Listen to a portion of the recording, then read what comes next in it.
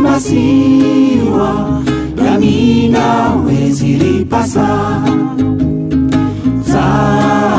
Tahawelewe tike mtiti Yemasiwa ngaulidao Renga renkasi ni rengo mzaya Usawa maingu Najo ubadili Afikira Rizitawaze. Alors c'est le groupe ZK qui vient bénévolement comme quasiment tous les groupes qui sont là. D'ailleurs je tenais à le souligner. Alors je ne veux pas faire de mauvais tacle, mais on comptait sur de nombreux groupes du pays. Et on a eu toutes les peines du monde à mobiliser des danseurs traditionnels, des artistes. Donc c'est la Palestine qui nous soutient. C'est la Guinée, Conakry qui nous soutient. C'est l'Angola qui nous soutient. Et voilà, et d'autres talents, jeunes talents comoriens des 4 îles, voilà, qui sont là. Et merci à ceux qui ont fait le déplacement. Alors on vous a donné un programme, n'en tenez pas compte.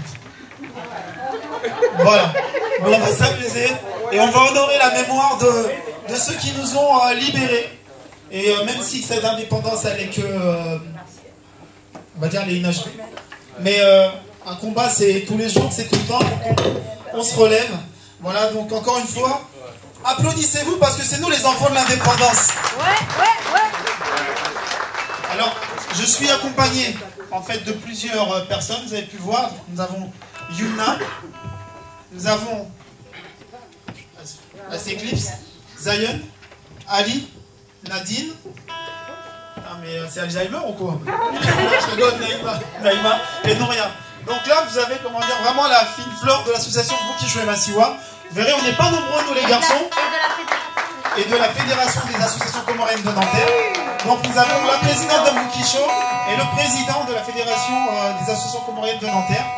Bref, en tout cas, nous on y croit à cette indépendance. Beaucoup nous ont dit, mais pourquoi vous commémorez cette date du 6 juillet 1975 avec tous les problèmes qu'il y a? Et nous on leur explique que la malgouvernance ne nous enlève pas notre dignité. On est fiers d'être là et d'être debout, tout simplement. Alors, je vais donner le micro quand même à Naïma parce qu'elle fera plus court que moi et elle ira droit au but. Ouais. Bravo. Merci Ismaël. Bravo. Alors, sans plus tarder, nous allons accueillir le jeune talent comorien, Shamsuddin, qui va nous interpréter l'hymne national des Comores. Tout le monde se lève, s'il vous plaît, pour l'hymne national.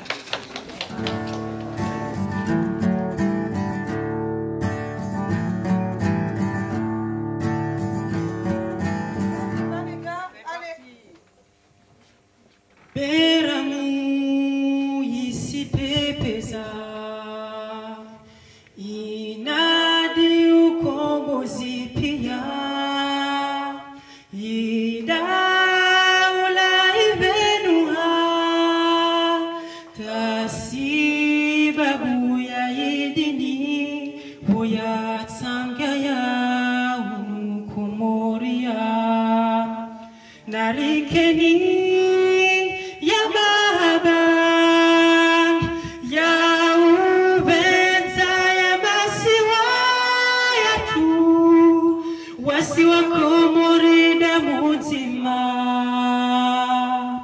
Wasiwa komori nizima Yamasiwa zaliwa Yamasiwa yarilea Mola de arisaidia Narikeni anzima Rivenzo atania Mahabaya dinna dunia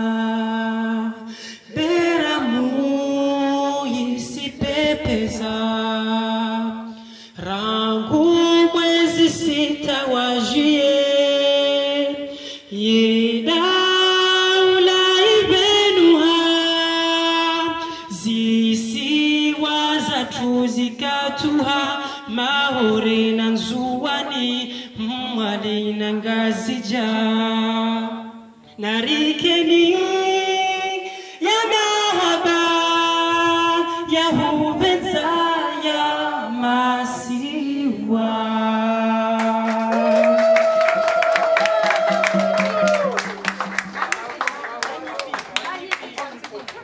Merci beaucoup, chacun. C'était juste un grand moment. Magnifique.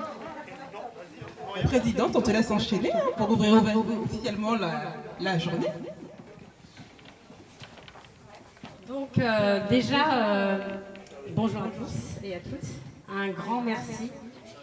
C'était vraiment très très important pour nous, l'association Boukiché Massiwa et la Fédération des associations comoriennes de Nanterre, de maintenir cette journée de fête de notre indépendance, quand bien même celle-ci ne soit pas complètement complète. Elle le sera un jour, Inch'Allah. Et ceux qui n'y croient pas, tant pis pour eux, et ceux qui y croient, ils sont là. Et donc finalement, on est quand même nombreux à y croire.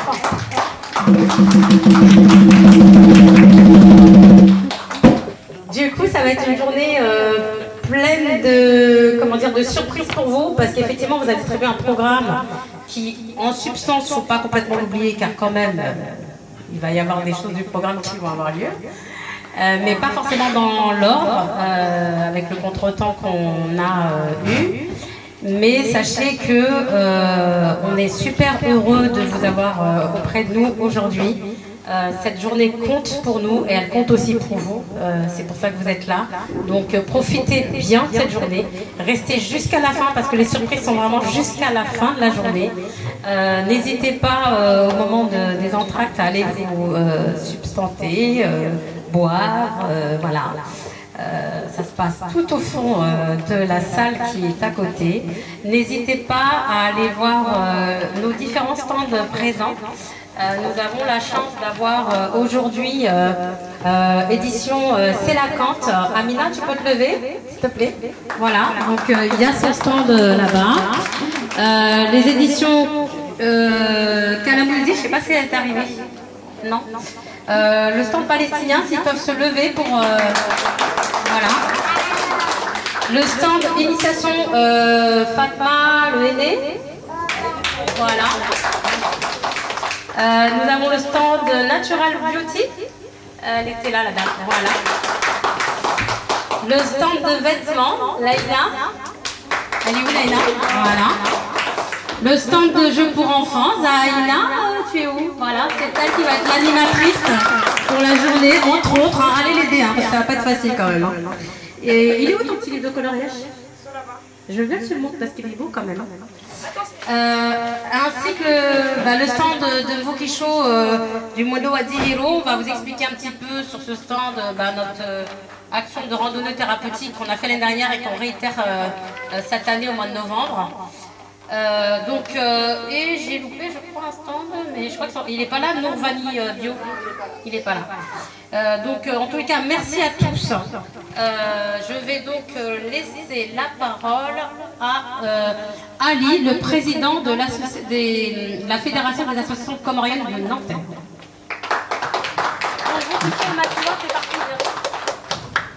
Bonjour à toutes et à tous, un grand merci d'être venus jusqu'à nous pour partager cette journée si particulière ensemble. Comme vous l'a dit, je suis président de la Fédération des associations comoriennes. C'est une association qui fédère autour de l'ensemble de toutes les associations pour porter différents projets. Par exemple, Mondo Adzio, c'est un projet à la base de l'association MIM, dont je fais partie aussi, qu'on porte avec la fédération et d'autres projets qu'on porte. Donc voilà. En tout cas, merci d'être là. Et puis, passez une bonne journée, prenez du plaisir. Et puis, encore merci. N'hésitez pas à envoyer vos enfants au coloriage. Il y a un beau coloriage qui les attend. Donc, les enfants adorent colorier. Ça les détend. Donc, n'hésitez pas à les envoyer au stand de Zaïda. Ils peuvent partir avec. Merci. C'est toujours un plaisir de vous voir présents dans nos initiatives. C'est important de commémorer l'anniversaire de l'indépendance des Comores À Nanterre, nous avons beaucoup de Comoriens et c'est vrai qu'ils sont très actifs en organisant plusieurs événements, des journées culturelles, des commémorations comme aujourd'hui. Donc vraiment, c'est un plaisir de voir la communauté active. Il ne faut pas oublier d'où l'on vient pour savoir où l'on va. Donc c'est très important et vraiment... voilà, je tenais à vous remercier l'association Vukicho et Masiwa, vous remercier tous et toutes d'être présents et je vous dis à très vite. Un grand merci aux autres associations d'autres pays, parce que c'est pour montrer aussi l'ouverture des Comoriens, que nous sommes un pays d'accueil, souriant, ouvert au monde, parce qu'on a invité aussi d'autres associations d'autres pays pour venir, pour montrer aussi que nous sommes... complètement ouvert envers les autres, pour montrer cette journée de solidarité, c'est ouvert aux autres, et pour nous faire connaître et pour échanger avec eux. Voilà, merci, prenez du plaisir, et une très belle journée à vous.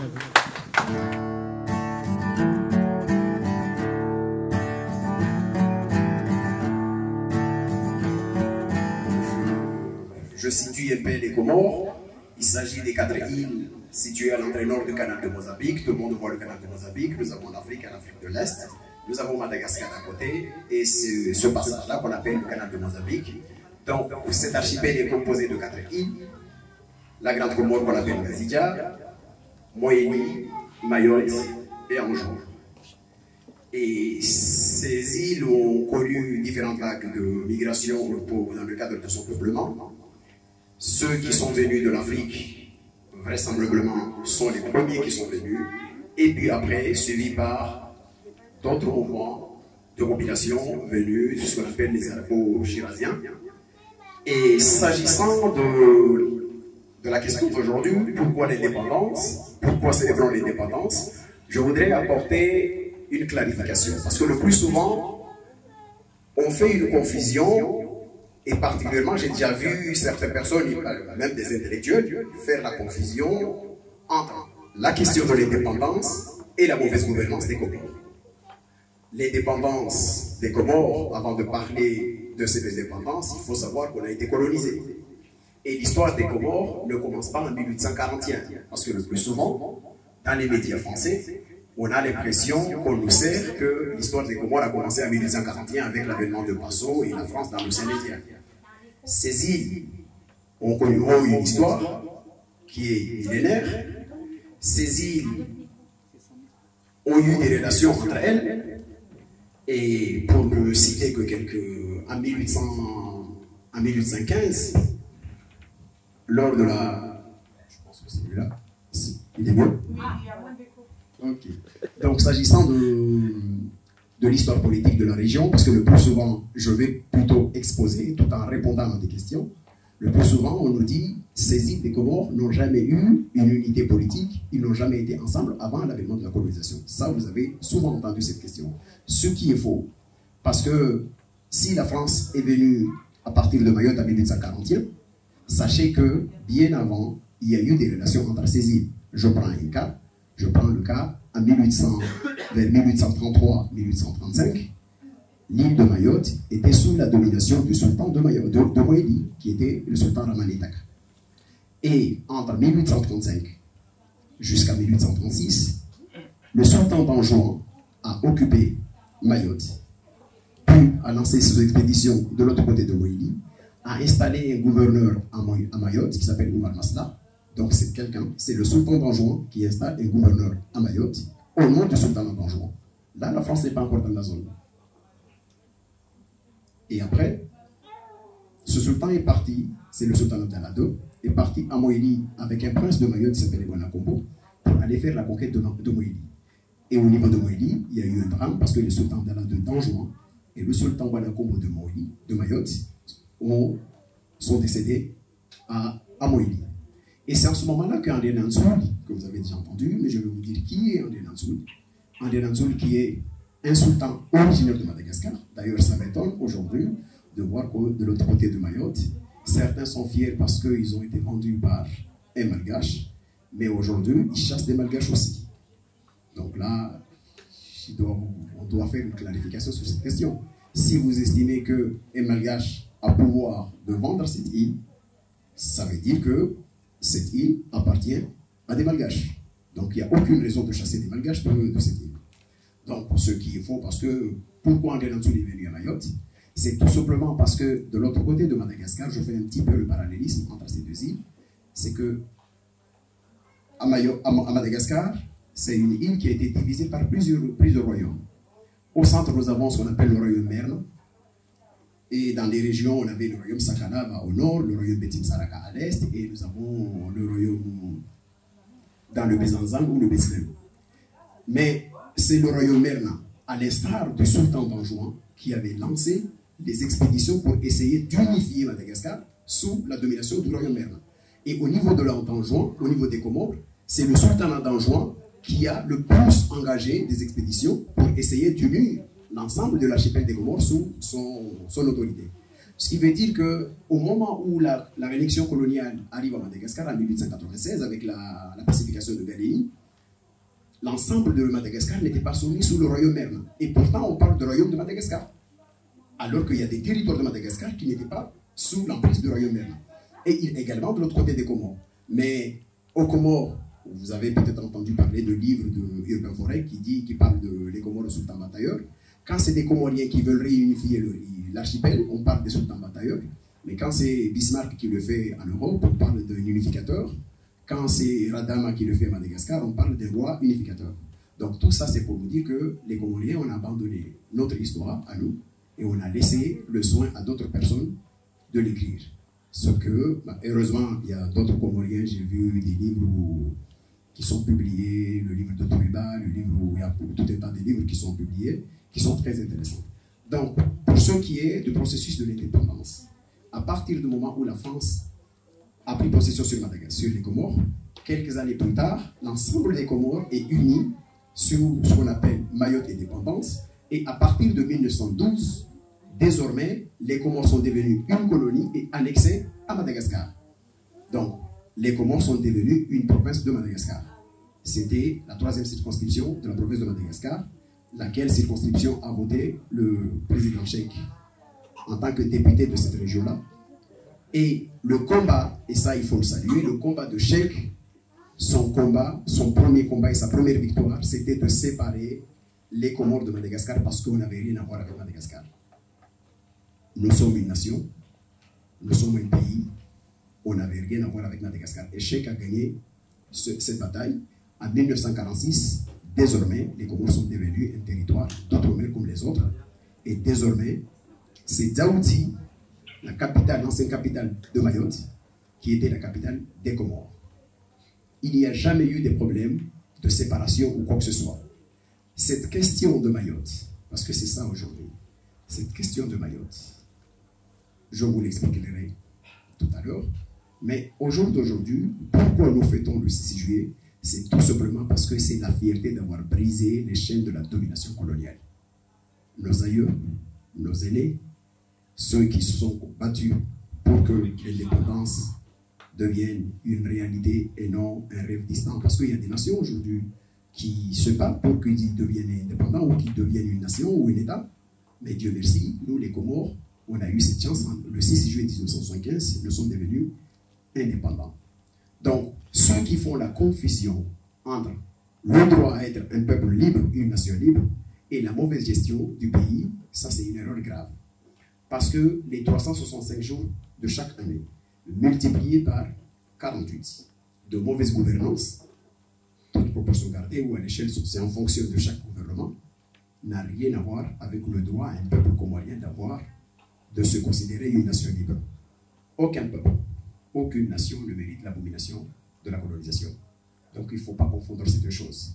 Maintenant, s'agissant du développement des Comores, nous avons des choses à reprocher à nos gouvernants comoriens, mais nous sommes tous fiers de l'indépendance des Comores. Il y a certains qui disent « Oh, on n'était pas prêts ». Je ne sais pas. C'est comme si il fallait d'abord passer par la case de l'humiliation pour s'affirmer un jour. Non, pas du tout. Nous sommes un peuple, comme tant d'autres peuples qui n'ont jamais été colonisés. Et pourquoi pas? Donc ça, j'ai voulu surtout clarifier sur cette situation. S'agissant du bilan, effectivement, le bilan de l'indépendance des Comores de 48 ans n'est pas satisfaisant. Ça, personne ne me dira le contraire. Mais en revanche, ce bilan n'est pas aussi à jeter. Je prends un exemple local. Je me souviens, si ma mémoire est bonne, c'est que de 1926 à 1974, il y avait autour de 14 médecins comoriens. Le premier médecin comorien, vous le savez, c'est qui? C'est qui le premier médecin comorien? Voilà. Il y a Dr Amada et il y a Sedmon Belchek. Effectivement, c'est une question, à chaque fois qu'on pose cette question, les gens disent que c'est Dr Amada de Moïli ou Sedmon Belchek de Mitsameouli. C'est tout simplement parce que Sedmon Belchek, c'est un médecin formé de l'école de Beflatan à Madagascar, promotion 1926. Et Dr Amada, c'est un sortant de l'université de Montpellier en 1962. Donc, ce qui veut dire que le premier médecin comorien, c'est le président Chek, mais le premier médecin comorien formé en France, c'est le Dr Amada. En France, la formation à l'époque, c'était 6 ans, et à Madagascar, c'était 5 ans. À Madagascar, on les appelait, ou certaines personnes disent qu'il ne faut pas les appeler des docteurs parce qu'ils n'ont pas soutenu, ils n'ont pas présenté une thèse. Ça ne change rien. Parce qu'eux, ils faisaient aussi des modules que certaines personnes, ceux qui font en France ne le faisaient pas. Et surtout, il y a certaines personnes qui pensent que les médecins qui ont été formés à Madagascar sont des infirmiers, qui sont devenus médecins. C'est faux. C'est des gens qui ont fait un cursus administratif au Comores, qui ont réussi avec brio et qui sont partis à l'école de l'émir de Bidère. Mais certains font une seconde prépa spécialisée pour aller à médecine. C'est le cas de Dr Turki, c'est le cas de Dr Martial, de Mayotte, c'est Armand Novou, c'est le cas de Dr Boudra, c'est le cas de... Il y a eu tant de médecins. Et une fois que ce cursus est terminé, ils rentrent au Comores, ils étaient affectés partout. Boudra était à Domoni, à l'époque où Amada était au CM de Moutzamoudou et Dr Amil Douani était à Hobo. Donc c'est pour dire qu'au jour d'aujourd'hui, dans ma ville, à Wani, par exemple, de 90 à aujourd'hui, on compte 45 médecins.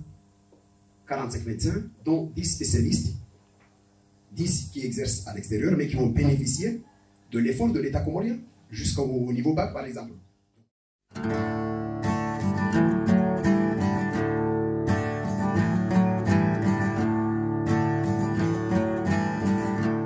Bonsoir à tous, je m'appelle Shamsuddin Saïd Assoumani. Je viens d'Onvouni Bambao, dans l'île de Gazija. Je suis slameur, poète, chanteur, artiste comorien, champion des Comores de slam 2019 et 2021. Bravo!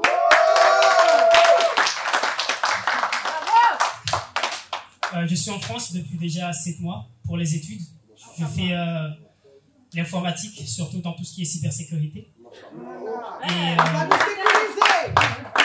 donc, pour tout ce qui est slam, pour moi c'est une passion. J'ai découvert ça il y a très longtemps. Et c'est le texte que je vais présenter parce qu'en fait aujourd'hui je vais présenter mon premier texte. Le premier texte que j'ai écrit il y a très longtemps, c'était en 2008-2009 comme ça, lors d'un débat autour de l'indépendance avec mon père et ma soeur. Donc là j'ai eu l'idée d'écrire un peu. Et moi j'aime vraiment tout ce qui est poésie parce que je sens que ça rassemble le monde. Donc ce métissage en fait, parce qu'en fait moi je suis métis aussi, je suis malgache comorien. Donc tout ce qui est métissage, rassembler les humains autour de la parole, pour moi c'est ce qui m'a motivé à continuer dans la voie de l'écriture et ainsi ouvrir au monde, montrer mes idées et pourquoi pas essayer de concrétiser quelques projets. Alors aujourd'hui je vais vous présenter, comme je l'ai dit, mon premier texte, mais aussi j'ai rassemblé un peu d'autres textes et donc je m'excuse par avance si les mots peuvent choquer quelques-uns. C'est vraiment de l'histoire ce que je vais dire aujourd'hui. Mais après, c'est une histoire qui est mélangée à de la poésie. C'est l'histoire que le professeur a montrée ici avant moi, mais de notre façon. Alors, par l'invitation que j'ai reçue, j'ai juste réussi à écrire un peu, et puis je vais faire ce que j'ai écrit il y a juste quelques jours, et puis je vais combiner avec ce que j'ai fait il y a déjà près de, disons, 15 ans, je pense. Oui, parce qu'en 2009, jusqu'à maintenant, voilà. Pas 15 ans, donc 13 ans, comme ça. Maintenant, j'ai c'est un téléphone. C'est un téléphone qui fait ça. Ouais, je suis un bébé. Alors, je commence. 48 ans déjà. 48 ans déjà et des gens ne le conçoivent absolument pas. 48 ans déjà et dans la tête des gens naissent des concepts dérangeants. L'idée pessimiste qu'on ne survivra pas, notre direction c'est le trépas. Et moi, contre ces belligérants, je dévoilerai mon premier texte écrit avec ma sœur et mon papa. Camar, titre du texte. La lune qui fait défaut, mais fait des fous moments sanguinolents, car des fous sans histoire l'on salit, c'est désolant. Mais nous voici, toujours assis, on est lent, toujours aussi lent. 48 ans après, nous voici, on en est encore là. Le politique que je suis ne l'est que par le concept d'Aristote. Animal devenant humain par la présence de ses quelques potes. Mon premier texte, justement, revêtait sa face, assumant ses fautes. Mais un idéal de bien-être. Viens qu'on rêve, qu'on danse et que l'on saute. La vérité, elle sort de la bouche des enfants. Et oui, paraît-il, ce serait dommage de le dire que la vérité, surtout pour nos belles îles, elle n'est pas bonne à dire, on me l'a sifflé, alors paraît-il, moi je ne dirai rien. Où ma tête sera pendue sur les réseaux sans fil.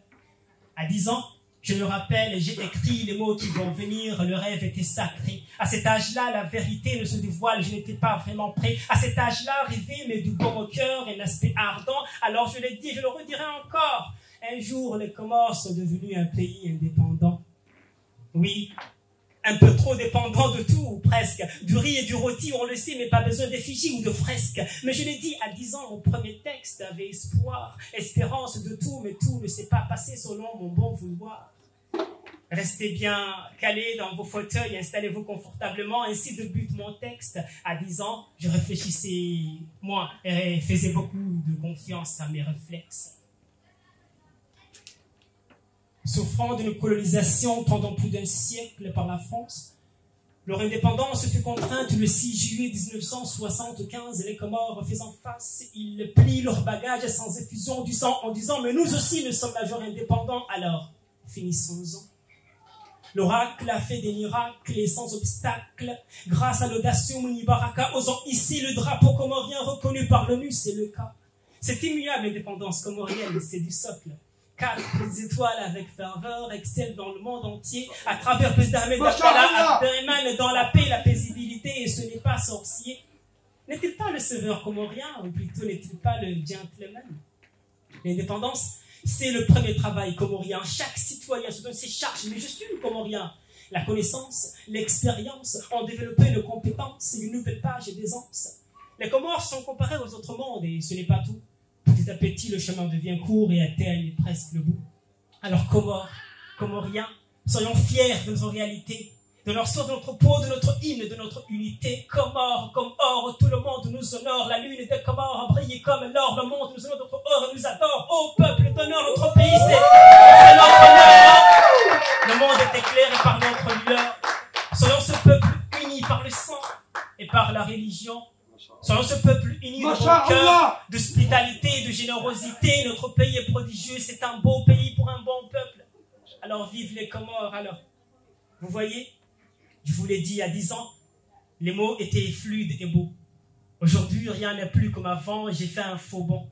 J'ai compris, je ne suis pas politicien, dépourvu toute autorité, je reste moi, juste moi, un artiste, un être doué de parole avec sa feuille et son stylo. Pour jeter une bouteille à la mer, aujourd'hui je n'ai fait appel à aucun d'eux, seulement à mes souvenirs pour que 2 et 2 fassent 4. Plus jeune qu'aujourd'hui, ma voix s'est levée plus haut quant au chant de l'hymne national comorien. De toutes ces divergences politiques, je vous assure, je n'en connaissais rien. Plus jeune qu'aujourd'hui, je connaissais bien le sens de l'union du sang. On le disait avec ferveur, tous ensemble. Plus jeune qu'aujourd'hui, j'ai clamé mon premier texte au centre de lecture de ma ville natale, Vunibambao. Le titre, Les Comorans 4. On m'a acclamé, on a ri, on a tous été joyeux et unis. Plus jeune aujourd'hui, je pensais que la politique n'était pas plus forte que l'humanité en nous. Plus jeune qu'aujourd'hui, je pensais que les différences de dialecte ne définissaient rien. En tout cas, pas pour nous. Plus jeune qu'aujourd'hui, le texte ne nous appartenait pas, mais on s'enorgueillissait de son sens. Ma sœur, tu te rappelles sûrement. Je le lis, je vous le dis, j'enfreins les règles de droit d'auteur, mais il le faut.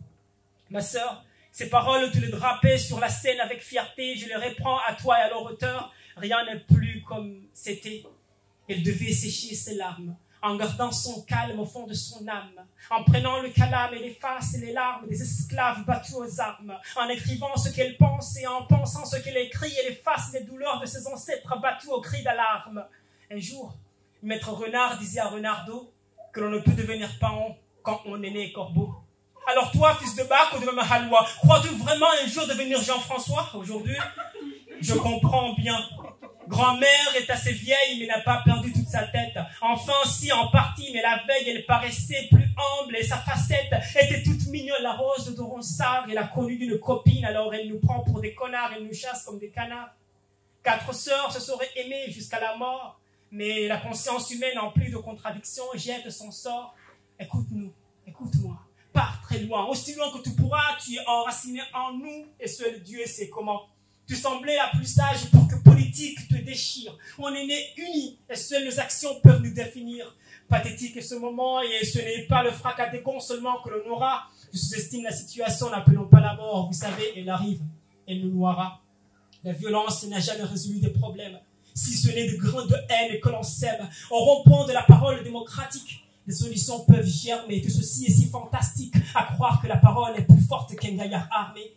Je dis probablement cela parce que je suis comorien, mais ce que je sais reconnaître, c'est que je ne reconnais rien. À 10 ans, le rêve était si précieux. Plus jeune qu'aujourd'hui, je rêvais d'un pays assez harmonieux. Alors des feuilles, des stylos, des études et plein de projets en moi fourmillent. Et mes pensées s'envolent vers les Comores, prospères, vivifiants et surtout unis, marchant heureux et sans béquilles. Plus jeune qu'aujourd'hui, dans ma tête, les Comoriens formaient tous une seule et même famille. Merci.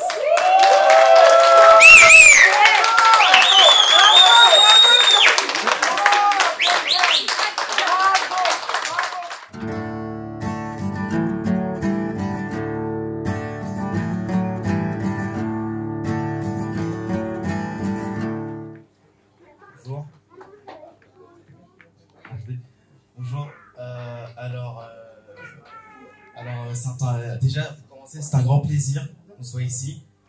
Nous, on est 2 danseurs de la troupe de Dabke. Ça s'appelle la Dabke, la danse traditionnelle palestinienne. De la troupe de Dabke Wahda Ounas, qui est un pas basique. Wahda Ounas, ça veut dire 1,5. C'est le mouvement phare de la danse palestinienne.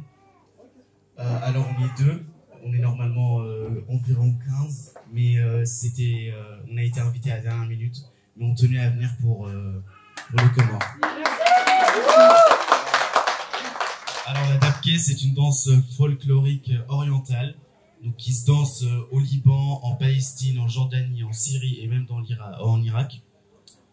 C'est une danse de groupe en ligne ou en solo, je peux le faire tout seul aussi, où les danseurs se tiennent la main ou les épaules, c'est un symbole d'unité, et ils frappent fortement le sol.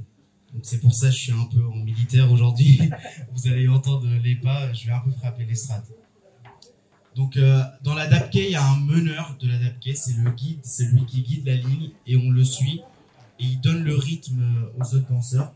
Alors comment le reconnaître? Il est au tout début de la ligne, il a soit un bâton, qu'on voit dans la main de Marie, soit un masbaha, pour faire les... Ouais, pour les tasbih, quoi. C'est un collier de perles, voilà. Voilà, un chapelet. Et on le fait tourner en l'air, soit le bâton, soit le chapelet, pour donner le rythme aux autres danseurs. Un danseur de Dabke, il s'appelle Dabbik. Donc nous, on est des Dabbik. Donc je tiens à préciser que cette danse ne fait pas partie de la danse, de la culture israélienne, qui n'existe pas. Elle est exclusivement de culture arabe, palestinienne aujourd'hui. En Palestine, la danse est devenue une forme de résistance, un symbole authentique de la résistance palestinienne, pour danser comme forme d'expression, pour lutter contre l'oppression et pour faire perdurer la culture palestinienne qui est volée.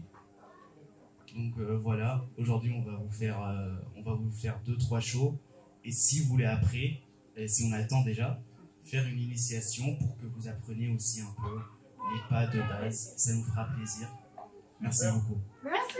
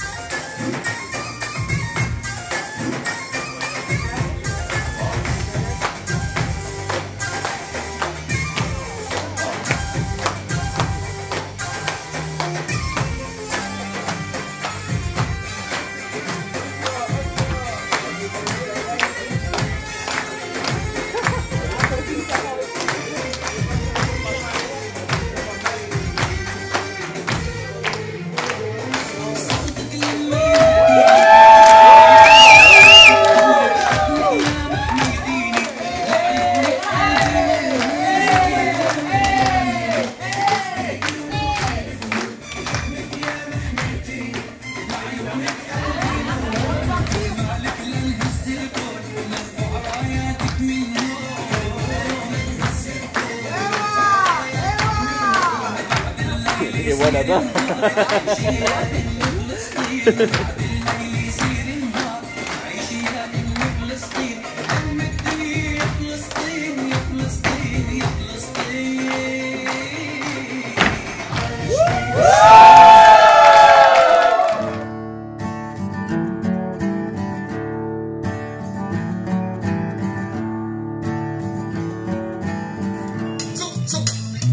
On va commencer par la salsa, après on fait la rumba, et après, mettez la métissage.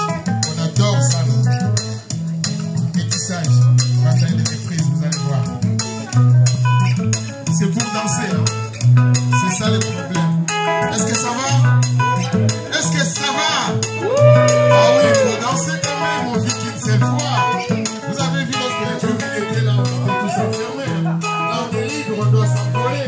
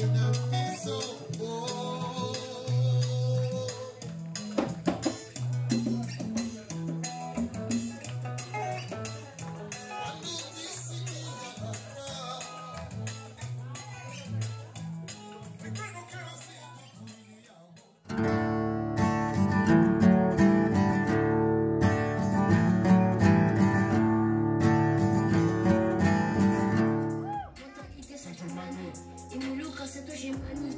Je veux les choses à ma manière. Papa c'est moi, tous c'est mon ami. Papa t'en fais pas. J'ai pas envie de devenir un bonhomme. C'est les études avant tout. Je me cherche de cramer des boulots. Que tes caresses ça c'est pour nous. Tu m'as appris à manier la nuit. C'est moi le nouveau frère. Regarde mon espoir déchiré. On fait tout pour désintéresser. Papa tu penses que je te laisse. Le numéro qui se tire. Avec tout le temps en viré. Les autres veulent nous voir atterrir. Mais quand tu les as enterrés. C'est toi qui sauves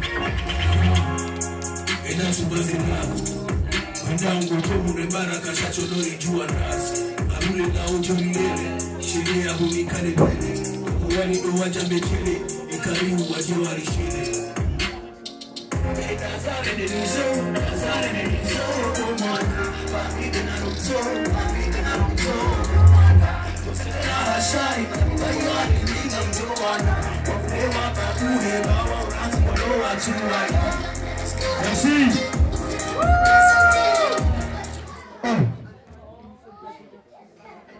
Mama kaja konika nina kwanza mama hakonike ni shalazim kaja konambie ni sakangu na nzuve ni sakofanya zokanelewe kwa hemi mbungu nerishia mitsonja mvu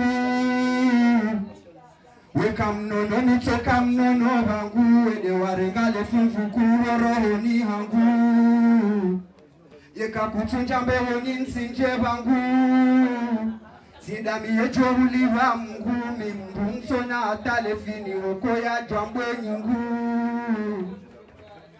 Hamenye zinjiza hene za tuzende Hakaradhiye denkarogwe nori vambe Mimziro wa ujiombele ya duwasha haye wajibuni ombe Mama jua ukauza masoro dasha tima tumbe Yikasha babizi fuba zili mama hangunge na ziraru Sikana hito etiro shakeja kutambisha honeleza juma kadonraru Mahaba muhimu shahaba somaranguda wajaya wangu amararu Sinyangu hobonesa roho ya koza kadonzi mako jamba kekozo kadonraru Marhaba Okay. On va enchaîner.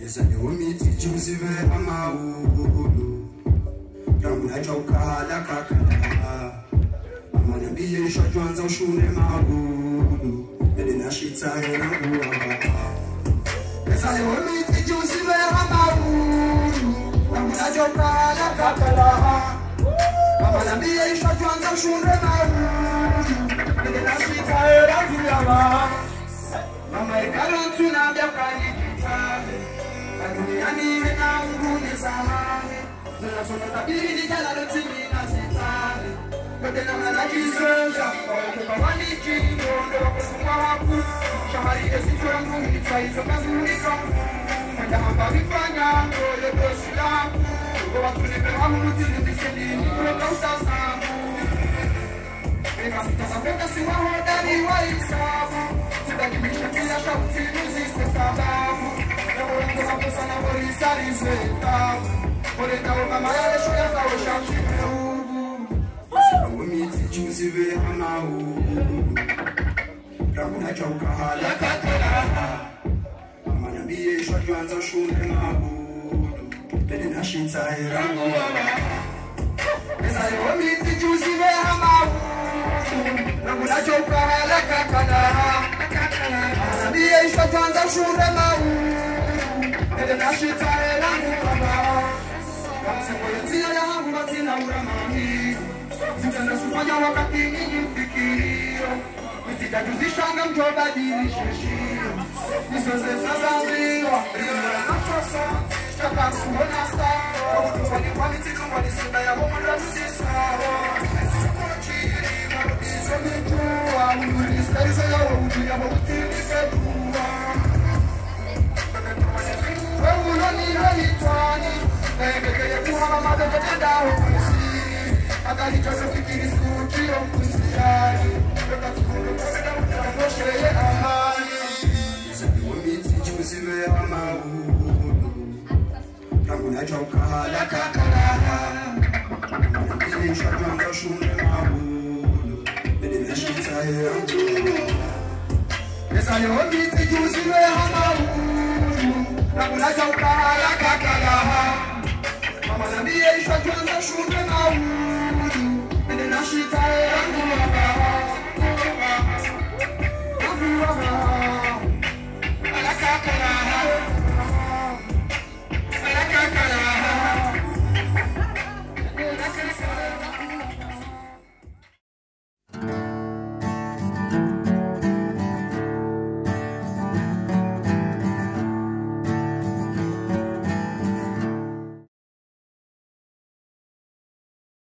Alors, je ne sais pas si je dois parler en comorien ou en français. Je me pose la question et en même temps, je vais apporter la réponse. Ok? Imaranya yumi parwa ashimo al-Saïd. Yumi zajitena alafu. Nabivalu, Tsamadjeni, Mwelezeni, les Swalala Wambushu. Maintenant, je vais parler en français. Alors, je vais essayer de faire un résumé assez rapide. Normalement, j'ai un ami qui doit être à côté de moi là, qui est un historien, qui pourra faire une synthèse donc, de l'histoire des Comores, l'histoire de la colonisation des Comores et surtout de l'île comorienne de Mayotte. Alors Wambushu, qu'est-ce que c'est? C'est une opération qui a été lancée par le ministre de l'Intérieur d'Armanda et qui était déjà dans les tiroirs de l'État français depuis quelques mois, je dirais même plus de pratiquement un an, mais qui n'a jamais été mis en route parce que cela devait être secret. On ne savait pas à quel moment cela devait se faire. Et puis jusqu'au mois de mars, fin mars, il y a eu une fuite. Le Canard enchaîné, qui est un journal français, a eu cette information et l'a publiée. À la suite de ça, le CEDISCOM, qui est un collectif de défense de l'intégrité du territoire des Comores, a eu l'information à travers un ami, ou plutôt des amis qui sont à Mayotte et à La Réunion, qui nous ont envoyé des messages à travers le groupe WhatsApp, nous expliquant qu'il allait y avoir une opération qui s'appelle Wambushu à Mayotte, et que nos amis, frères et sœurs comoriens vont être expulsés et déportés de chez eux et de force, et puis ramenés en juin, Grande Comore et Moélie. Et tout de suite, on a compris de quoi il s'agissait, puisque notre structure qui s'appelle Collectif de défense de l'intégrité territoriale des Comores, qui s'appelle le CEDISCOM, qui est l'organe qui a le même statut que le comité maoré aux Comores, mais qui existe ici en France, combat donc pour la réintégration de l'île comorienne de Mayotte au sein de l'ensemble comorien depuis des années. Il faut savoir que le CEDISCOM a aussi des parents derrière. Avant, il y avait ce qu'on appelle le Diascom, et puis avant, il y avait d'autres structures qui combattaient pour la souveraineté et l'intégrité territoriale des Comores. Donc il y a eu plusieurs personnalités qui étaient dans cette structure et qui ont combattu, puis d'autres sont partis, comme notre grand frère Maroum Seda Sanjafa, qui est décédé il n'y a pas longtemps, et qui était un des moteurs de la structure CEDISCOM ici en France. Voilà l'historique. Donc on a eu cette information, et dès qu'on a eu cette information, on a compris que le même scénario qui s'est produit en 2016 allait se produire encore, puisqu'en 2016, il y a eu donc ce qu'on appelle le décassage à Mayotte, où un collectif s'est formé avec maintenant ce qu'on appelle avec un collectif qui a été soutenu et créé plus ou moins et soutenu par Estelle Youssoufa, qui est devenue députée maintenant. Auparavant, elle n'était pas députée, elle était activiste. Et ensuite, ce collectif-là, avec certains Mahorais pro-français, on va les appeler séparatistes, sécessionnistes, Donc soutenez des jeunes pour aller décaser les Comoriens de Mayotte chez eux. Ils mettaient le feu, et avec violence, bien sûr. Et tout cela aux yeux et au vu de tout le monde et de la gendarmerie française et des politiques et des politiciens français. Donc cela s'est produit en 2016. Donc nous, quand on a eu l'information par nos amis à ce moment-là, on a compris que le même drame risque de se produire. Alors donc en 2016, on s'était constitué un collectif qui s'est formé, qui a créé un groupe WhatsApp. Pareil, il y avait Sophie El Badawi, nous étions nombreux ici. Et on a rassemblé tout ce qu'on pouvait rassembler pour venir en aide aux familles qui étaient décasées, qui étaient sorties de chez eux et qui dormaient dehors et sous la pluie, place de la République à Mayotte. Et on a fait ce qu'on a pu, on a essayé de dénoncer cette opération de la même façon que maintenant. Sauf qu'en 2016, c'était beaucoup plus violent, même s'il y a eu de la violence aussi cette fois-ci. Et donc nous, on avait compris les conséquences de cette opération, puisque la même chose s'était produite à ce moment-là. Et donc voilà le Wambushu, donc qui avait commencé en fait en 2016, ou plutôt bien avant, depuis 42 ans en fait, depuis 48 ans en fait, puisque depuis 48 ans, depuis 95 pardon, puisque depuis 95, où il y a eu le visa Balladur, qui empêche les Comoriens de circuler entre les îles, voilà, on interdit, voilà, donc les Comoriens d'aller à Mayotte, il faut être obligé de demander un visa.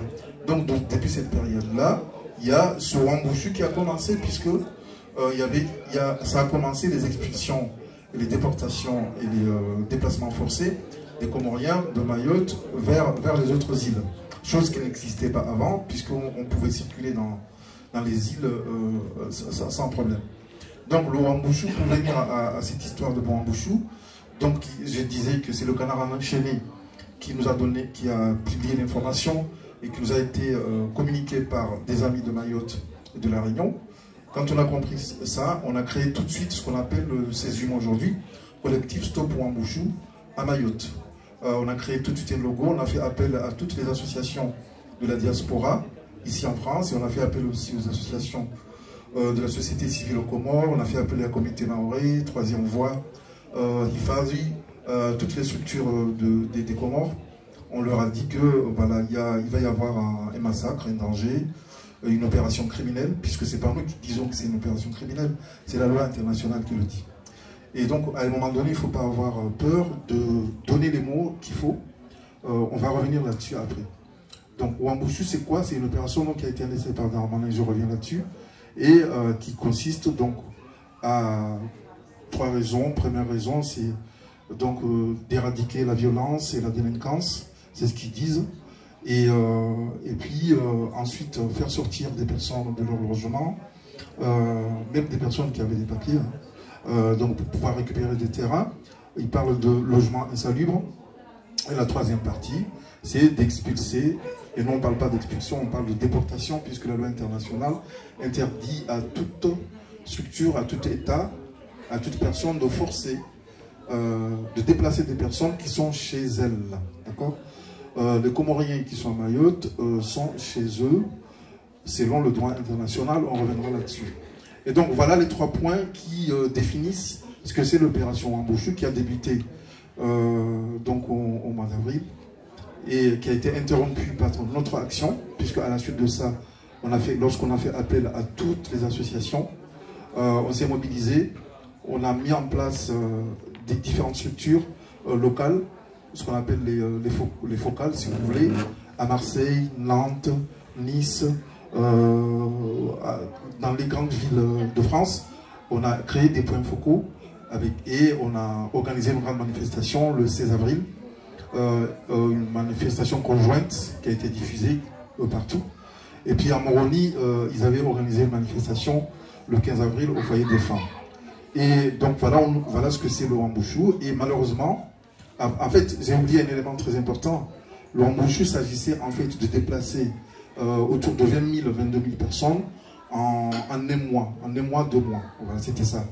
En fait, c'était un déplacement massif, une déportation massive qui était organisée pour pouvoir faire sortir le maximum de Comoriens de Mayotte vers les autres îles en très peu de temps, c'est-à-dire autour de 400-500 personnes par voyage, voilà, et c'est ça en fait. C'était un déplacement massif qui était préparé. Sauf que nous, quand on a eu une formation et qu'on a appelé toutes les associations, on a dénoncé cela auprès de la presse avec les manifestations, ça les a ralentis parce qu'on est parti avec de grosses communications, de dénonciation, et on a pris les textes de loi du droit international, on les a décortiqués et puis on les a annoncés à travers des vidéos et de la communication. Et c'est pour cela que il y a eu un ralentissement au début puisqu'ils n'ont pas pu le faire au mois d'avril pleinement comme ils voulaient. Et ils ont repris après plusieurs pressions. Je fais un résumé rapide.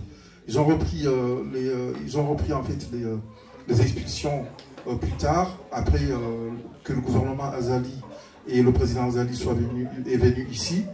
Il y a eu des négociations, je ne vais pas rentrer dans les détails là. Et les expulsions ou les déportations ont repris petit à petit, c'est-à-dire d'abord 4 ou 5 personnes, ensuite 6 personnes, ensuite c'est monté très rapidement à 40 personnes. Et la raison qu'ils ont apportée après la rencontre du président Azali et le président Macron ici, et les différents ministres des Affaires étrangères, etc., c'était qu'il fallait que les expulsions se fassent de façon volontaire, que les personnes qui sont à Mayotte, qui veulent aller dans les autres îles, le fassent de façon volontaire, et qu'aucun Comorien sans papier comorien ne pourrait être expulsé de Mayotte vers les autres îles. Or, c'était pas du tout ce qui s'était passé. J'ai fini. Ouais. Or, ce qui n'est pas du tout ce qui s'est passé, c'est parce qu'il fallait que j'explique ce que c'est vraiment le Wambushu pour que les gens qui sont là comprennent ce que c'est. Donc, ce n'est pas ce qui s'est passé. C'est qu'après, on a appris qu'il y avait quand même des personnes qui étaient battues et qui étaient forcées, et que tout ce que Azali et Macron avaient dit, c'est pas ce qui s'est produit. Donc là, on a Hachimo qui vient de s'exprimer, donc qui appartient au collectif de défense de l'intégrité des Comores. Donc là, on a affaire à un militant activiste. Donc parfois, vous trouverez peut-être ces mots un peu durs. Parfois, vous comprendrez peut-être pas tout parce qu'il est très très précis. Il sert certains éléments de droit. Donc voilà, lui là, on a là affaire, c'est l'activiste, le militant. Voilà, donc le CDISCOM. À côté, on a Nouria Ngazi qui elle, est présidente de l'association Mukisho et Masiwa. Et là, nous avons à ma gauche, à l'extrémité, donc... je suis pas à l'extrême gauche. Oui, on s'est compris. Et moi, je suis pas à l'extrême droite non plus. Donc Caïs, qui est historien. Et donc la question, c'est même pas une question, en fait, c'est une discussion. Parce qu'en fait, là, on va parler quelque chose en fait, on parle d'humain. On parle des Comores, de l'archipel, d'une opération qui a lieu dans l'archipel des Comores, à Mayotte, où il y a une population mêlée, on va dire, parce qu'on y trouve à la fois des Comoriens des autres îles et des Comoriens de Mayotte, en plus beaucoup de Wazungu, beaucoup de gens qui viennent d'Afrique du continent, beaucoup de gens qui viennent... En fait, il y a de tout, et beaucoup de malgaches. Et puis, mais la question centrale, il est toujours question des Comoriens. Il nous a semblé important qu'on parle de Wambushu aujourd'hui parce qu'on ne peut pas faire la fête de l'indépendance des Comores avec un contexte Wambushu sans en parler, sinon ça serait vraiment faire les autruches et ça serait pas logique. Donc l'idée c'est, est-ce que vous avez envie d'en parler vous déjà, parce que est-ce que vous avez des questions, puisque vous avez des personnes qui seront à même de répondre à vos questions.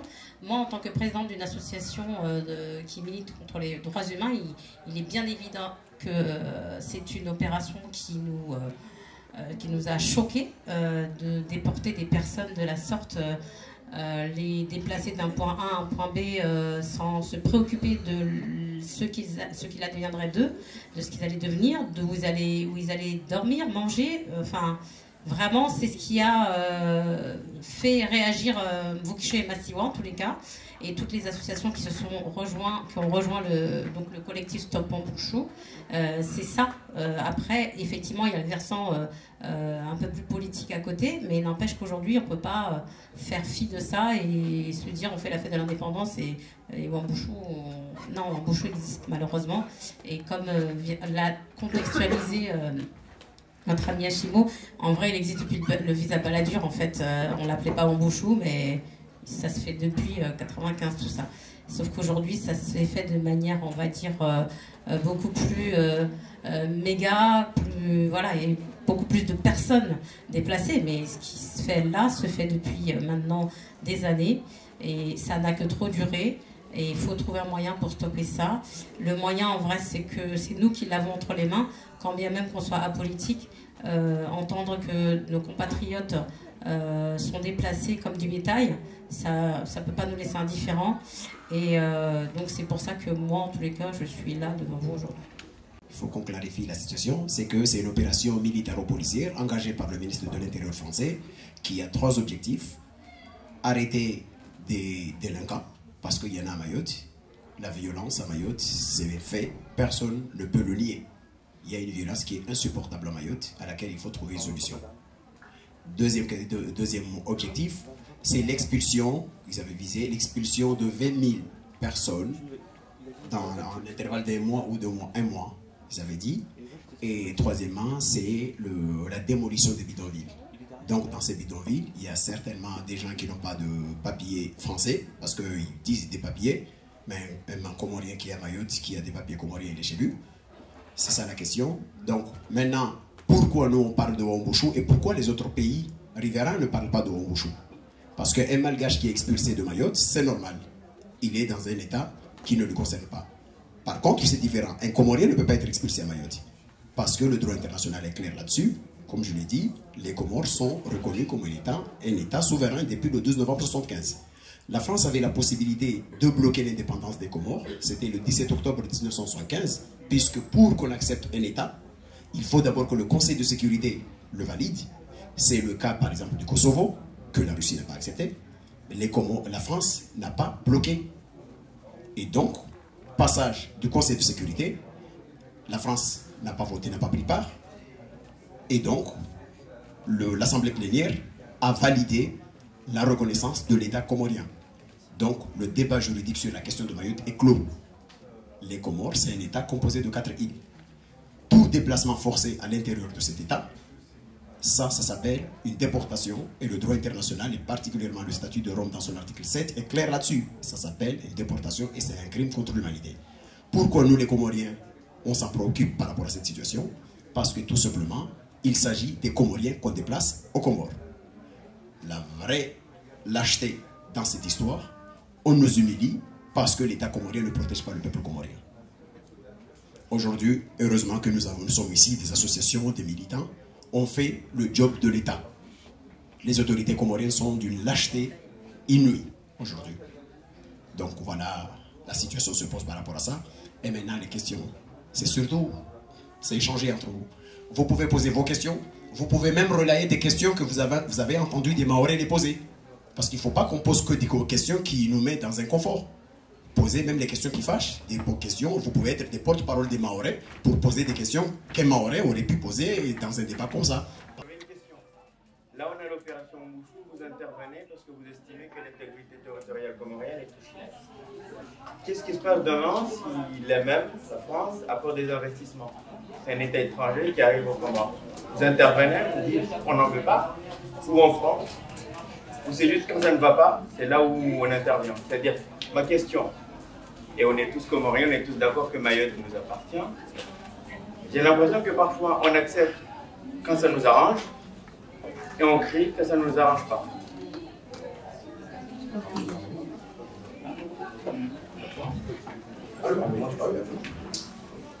Merci d'avoir posé la question et je vais essayer d'apporter une réponse courte et claire. Alors, il ne faut pas mélanger des accords de coopération entre États. Il y a des accords de coopération économique entre l'État français et l'État comorien. Il y a des accords de coopération militaire, de défense entre l'État comorien et l'État français. Et parmi les accords économiques, il y a aussi parfois des accords qui se signent à travers la diplomatie. Vous savez qu'entre États, il y a aussi des apports, il y a des jeux diplomatiques qui se font par rapport à la soutenance d'une cause ou telle cause. Si par exemple la France veut être soutenue par une cause au sein des organisations internationales, peut solliciter tel ou tel État pour que cet État le soutienne. Et ça peut passer par des accords, d'accord? Des accords qui peuvent même être monnayés. Et le problème, ce qui se passe avec l'État comorien, et même d'autres aussi, c'est que la plupart des États comoriens ont toujours monnayé la souveraineté des Comores. C'est ça en fait, le problème. Nous, associations et militants, on dénonce ces choses-là depuis des années.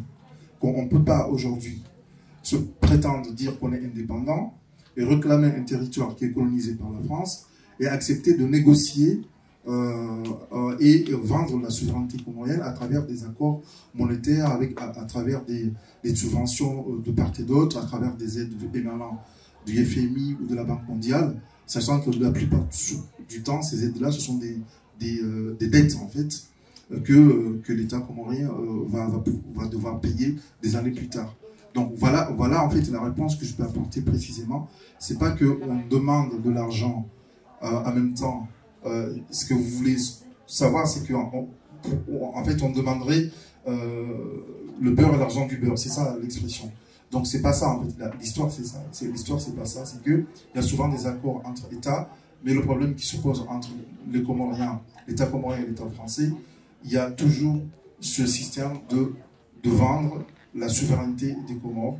Et ça, c'est le premier point. Donc, deuxième point, pour être court, j'ai dit que j'allais être court, c'est toujours ma difficulté, c'est que comme j'ai essayé de répondre complètement à une question, voilà, pour que ça soit vraiment très clair, je me heurte à cette difficulté. Alors, je vais essayer vraiment d'être court. Alors, le deuxième point, c'est sur le plan juridique. C'est-à-dire que, quelles que soient les négociations qui peuvent se faire entre deux États, que ce soit des négociations sur le plan militaire, que ce soit des négociations sur le plan monétaire, etc., il y a ce qu'on appelle le droit international. Le droit international a primauté sur tous les droits, c'est-à-dire sur tous les droits nationaux. C'est-à-dire que le droit international qui est au sein du Conseil de sécurité est supérieur à tous les droits. Le droit français, le droit africain, des pays africains, les droits des pays européens, etc. Et donc, à ce titre-là, même s'il y a des accords bilatéraux, c'est-à-dire entre État et État, aucune décision ou aucun État ne peut prévaloir sa loi sur un autre État. Et donc, c'est pour ça que je voulais donner cette différence pour dire, même s'il y a des accords et que ça vous semble un peu bizarre, d'un côté de réclamer Mayotte et en même temps de demander de l'argent, c'est parce que justement, il y a des accords de coopération monétaire, etc. Et que souvent, il y a des aides qui viennent, mais c'est parce qu'il y a ces accords-là, tout simplement. Mais en l'état, normalement, c'est le droit international qui prime. Vous êtes citoyen comorien, nous, on est citoyen comorien, nous réclamons notre territoire. Ça n'a rien à voir avec les accords qu'un tel ou tel gouvernement viendrait faire avec l'État, justement, qui est en train de piétiner notre souveraineté. J'espère que j'ai été clair. Moi, je voudrais plutôt vous demander si ça allait dans votre sens. Sinon, vous reformulez la question pour être sûr que dans la réponse. Par rapport au point que vous avez évoqué juste avant, la criminalité à Mayotte, c'est en fait, il faut trouver des solutions. Oui. Et notamment parmi les solutions qui sont évoquées, il va falloir un plan d'investissement massif pour régler le problème d'école, des routes et tout ça. Et nous savons très bien que c'est la France qui apportera ces investissements s'il faut arriver à ce moment-là.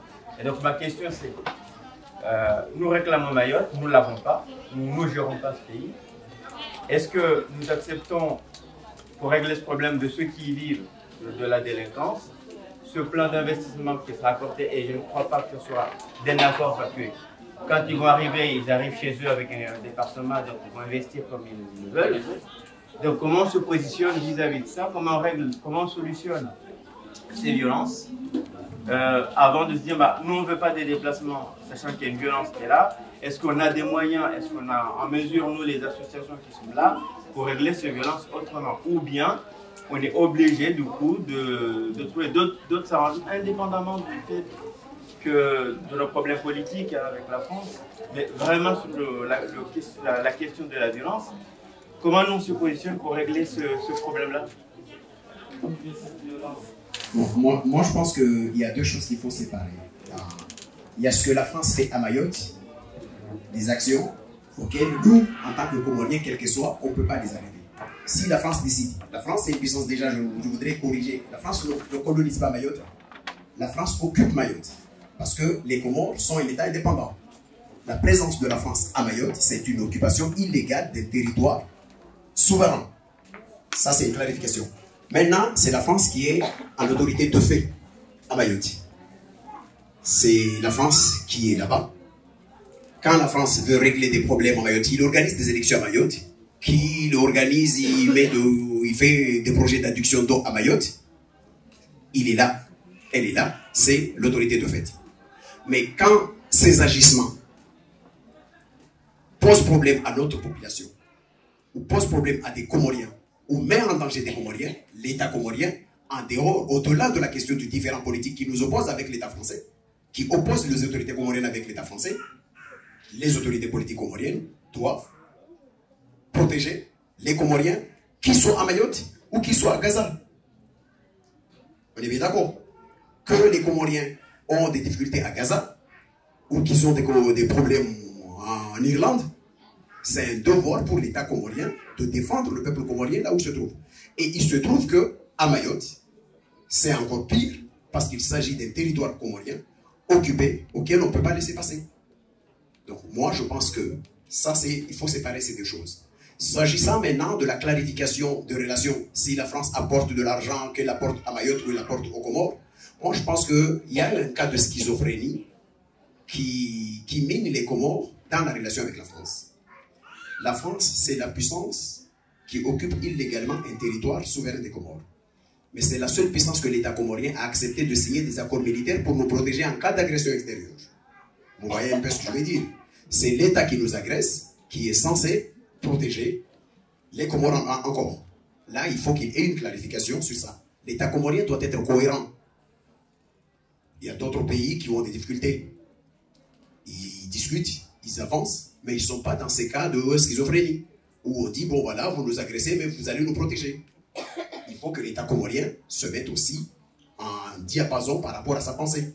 Malheureusement, ce que nous défendons en tant que militants, ou en tant que franco-comoriens, ou en tant que comoriens qui militent pour le droit international et pour le respect, parce que cette question, c'est une question qui va au-delà de la question des Comores. Accepter qu'un État peut se permettre d'aller occuper un territoire. Et là même, ce n'est pas que la France, même l'Union européenne est dans une contradiction totale. Regardons, en 2014,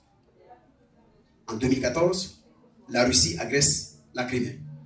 Mais c'est au même moment, symétriquement, pendant que toute l'Union européenne condamne l'agression illégale de la Russie et criminelle au niveau de la Crimée, c'est à ce moment-là que l'Union européenne reconnaît que Mayotte est une île, est une région ultra-périphérique de l'Union européenne. Si on avait un État qui était cohérent, c'était en ce moment-là qu'il fallait directement saisir les institutions judiciaires de l'Europe pour dire on ne comprend pas. Tous les États européens ont voté l'adhésion des Comores au niveau des Nations Unies. Et pourtant, même dans la législation européenne, il est clair que la Charte des Nations Unies, comme Hachimov vient de le dire, se situe au-dessus. C'est parce qu'on a une incohérence totale aux Comores. L'État comorien ou les représentants comoriens qui sont là, ils n'ont pas une ligne. Et malheureusement, c'est ce qui pêche dans ce débat-là. La plupart du temps, moi je dis, ce n'est pas le droit de veto de la France qui nous pose problème. Ce n'est pas sa puissance militaire, c'est plutôt la lâcheté des autorités comoriennes qui nous pose problème. Parce que ça fait 48 ans qu'on est dans ce débat. Ça fait 48 ans que la France dispose d'un droit de veto. Ça fait 48 ans que la France n'a pas pu régler ce problème parce que le droit est du côté du petit. Mais ça fait 48 ans qu'on a, quelques exceptions près, des autorités lâches qui sont à la tête de l'État comorien, mais qui jouent en faveur des intérêts du camp d'en face. Moi, ma question se base sur l'intégrité de notre pays, parce que vu la géographie et notre proximité familiale, je crois que cette question, ça va être l'éternité. Parce que ce que je constate aujourd'hui avec les idées avancées par nos frères, nos soeurs, quels que soient Mahorais, comme quoi on a choisi comme quoi on a préféré rester français, mais ils oublient que la moitié de la population comorienne sont tous françaises. Donc ce que je voudrais avancer aujourd'hui, c'est d'analyser la situation, parce que quand on voit qu'un joint est bloqué au niveau de l'espace maritime, Mayotte est bloqué, alors qu'il se sent complètement français. Il suffit qu'un joint bloque la navigation maritime pour que la circulation au niveau économique à Mayotte soit étouffée. Donc comment on peut comprendre qu'avec notre proximité, notre lien familial, notre lien économique, même en métropole, malheureusement avec ce contentieux qui nous divise, et Maoré, et Nanjouane, et Mgazidja, et Moualien, ils sont obligés de se rechercher et de se retrouver jusqu'aujourd'hui. Moi, ce que je voudrais savoir aujourd'hui, c'est de se poser un petit peu la question, parce qu'on sait très bien que la France a un droit de veto. Il mise son droit de veto au niveau international, mais c'est pour des raisons économiques ou militaires. Mais on ne peut pas comprendre qu'au bout de 48 ans d'occupation, Mayotte n'a pas hissé son niveau de vie pour qu'au moins les autres îles doivent regretter. Mais quand on voit qu'à Mayotte, on doit aller à Anjouan ou à Moélie pour acheter un zebi, ou parce que Mayotte, il n'y a rien, il y a quelque chose qu'on doit se poser. Qu'est-ce qu'il cherche la France à Mayotte? Juste créer le cimetière pour qu'ils voient des familles pleurer tous les jours, ou il y a d'autres choses? Parce qu'on peut parler de toutes les circonstances politico-judiciaires du droit international, mais quand on regarde la réalité, il suffit qu'on a un État cohérent qui dit ok, Mayotte, vous nous refusez complètement, donc maintenant on coupe même juste l'espace maritime pour voir que Mayotte, il ne tient même pas 24 heures. On a vu récemment avec l'opération Ambouchou que ce qui a étouffé Mayotte, ce n'est pas le fait de déporter nos frères et nos sœurs, mais c'est l'économie. Parce que le bateau Maria Galantin, quand il vient à Anjouan ou à Moélie ou à Moroni, c'est pour les échanges économiques. Comment notre cher monsieur Idriss, avec son expérience depuis des années, est-ce qu'une question comme ça a été soulevée à un moment donné? Je suis très loquace aussi comme notre frère, mais comme j'ai trouvé l'occasion d'évoquer un petit peu ce lien, j'ai préféré mettre en relief cette question. Merci et je m'excuse. C'est une question géopolitique et géostratégique. Et c'est ce que vous avez dit à la fin. Qu'est-ce que fait la France à Mayotte? C'est parce que si on est dans une zone en fait, où il y a les plus gros bateaux qui passent par là, qui transportent le pétrole, etc. Donc c'est une zone qui se monnaie aussi. Et puis c'est une zone où si on a une base, où la France a installé une base de contrôle de l'espace aérien, l'espace maritime, etc. Et qui vend aussi des informations. Et c'est une zone où il y a du pétrole, il y a du gaz. Donc on a pris. Donc toute cette partie-là sous-marine, en fait, qui longe l'Arabie Saoudite, etc., cet espace, ces espaces-là, a de la richesse, du gaz et du pétrole. Et ça, la France ne l'a jamais dit depuis des années, jusqu'à dans les années 80 à peu près, quand Sambi était venu. D'abord, il avait dit au président Sambi qu'il n'y avait rien. Et puis, à la fin, quand il y a eu des recherches, la France était obligée d'accepter le fait que la population comorienne avait compris, et tout le monde entier avait compris, que sa raison de sa présence à Mayotte, c'est parce qu'il y avait des intérêts économiques, gazières, etc. Et donc, c'est essentiellement sur ça. Je ne vais pas aller trop loin, mais c'est ça, en fait. C'est-à-dire qu'il y a une belle coopération ou bien une relation diplomatique bien fondée, ça aurait dû régler le problème de Mayotte. Pas que, mais pas que. Voilà, pas que. C'est une question de pauvreté. Voilà. Les gens, ils sont pauvres à Mayotte, ils sont à 70% pauvres, parce que la moyenne médiane de 160 €, je ne sais pas combien, et de l'autre côté, on est misérable. Voilà. C'est un combat entre des misérables et des pauvres. Tant qu'on essaiera d'élever le niveau. Excusez-moi. C'est extrêmement, c'est extrêmement intéressant, mais en fait, la salle, en fait, on est limité dans le temps, et je sais que c'est extrêmement passionnant, mais on se connaît. comprends. Donc voilà, en plus, il y a aussi une dernière question avant que les artistes reprennent la main. Alors... Oui, je vais me rapprocher là. C'est plus simple. Non, non, je prends pas la place. Alors, moi, je vais poser une question, je vous laisserai répondre, mais j'essaierai de la répondre moi-même. Oui, mais je vais m'asseoir là. Alors, en fait, moi, la question que je voulais poser, c'est quoi le problème entre la France et les Comores aujourd'hui? C'est quoi vraiment le problème? Et je vais essayer de répondre, après je vous laisserai aussi répondre. Le Wambushu aujourd'hui, hier il y avait aussi Wambushu, en 2016 il y a eu Chikara. Demain il y en aura encore, il y en aura toujours. Pourquoi? Parce qu'il y a un problème, un vrai problème. Un vrai problème qu'il a, c'est pas vraiment les quelques militaires qui ont été envoyés pendant un temps donné, c'est pas vraiment ça. Le vrai problème qui est là et qu'on doit surtout en parler aujourd'hui, parce que c'est aujourd'hui qu'on fait notre indépendance, c'est le problème de l'indépendance inachevée. C'est ça le vrai problème, c'est que nous avons une indépendance qui est inachevée aujourd'hui. Et tant que nous, on n'aura pas dans notre âme, j'ai envie de dire, j'en tremble même en le disant, mais tant qu'on n'aura pas vraiment compris cela, que le vrai problème qu'il y a et qui existera toujours, c'est ce problème d'indépendance inachevée. Et on doit le dire à nos enfants, on doit le dire à nos petits frères, que ce problème nous mine. Il mine la vie à la fois de ceux qui vivent à Mayotte et de ceux qui vivent dans les 3 autres îles. C'est le problème de l'indépendance inachevée. Et aujourd'hui, nous fêtons l'indépendance. Mais ceux qui ont pris cette indépendance, ils avaient de l'espoir. Ils se disaient, bah, on commence quelque chose dans quelques années. Nos petits-enfants, ils vont avoir une vie meilleure. Ça va être la Java tous les jours.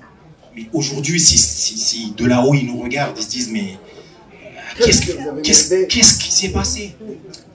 Parce que je pense qu'ils avaient beaucoup d'espoir, mais ils ont un peu oublié qu'il y avait une puissance colonisatrice qui était là et qui avait aussi ses intérêts à défendre. Et encore aujourd'hui, la France joue ce rôle de puissance colonisatrice. La France joue ce rôle de puissance colonisatrice. Elle est là. Et tant qu'il y aura ce problème, il n'y aura pas de développement. Il n'y aura pas de développement des 3 autres îles et il n'y aura pas de calme entre la 4e île et les 3 autres. Parce que le problème de l'indépendance, c'est ça qui nous mine. Et c'est ça qu'on doit dire aujourd'hui. Je pense que c'est le message le plus important qu'on doit passer à nos petits frères aujourd'hui, à nos enfants qui sont là, c'est de leur dire, oubliez pas que encore aujourd'hui, l'ennemi c'est la France, n'oubliez pas. L'ennemi des Comores, je parle pas, parce que comme ça a été rappelé, il y a beaucoup de Comoriens qui sont français. Je suis français. J'ai fait le choix de prendre cette nationalité. Mais ça ne veut pas dire que je ne sais pas que l'État français reste encore aujourd'hui l'ennemi numéro 1 du peuple comorien, de l'État comorien. Et l'empêche cet État de monter, de partir dans l'espace. Et nous empêche.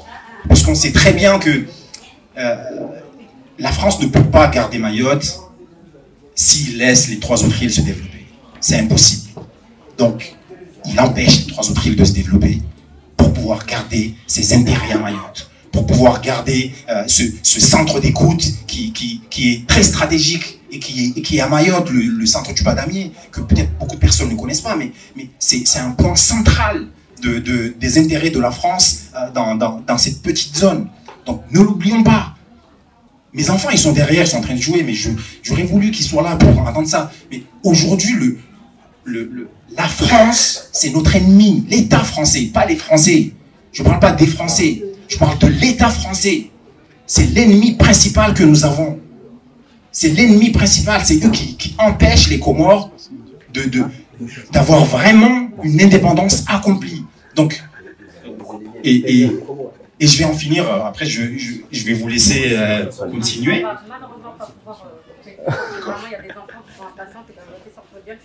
Très bien, non, mais je termine.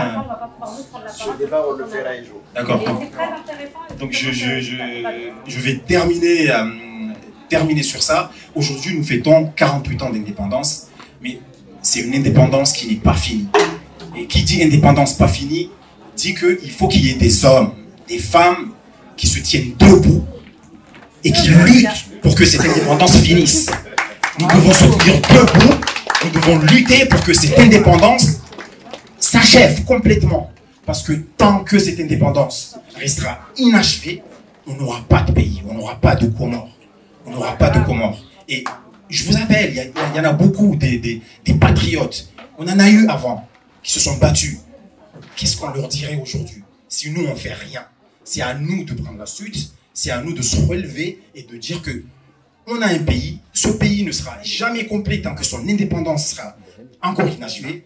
Et on n'oubliera pas, notre ennemi encore aujourd'hui, c'est la France. C'est la France notre ennemi et on se battra pour notre indépendance complète. Merci.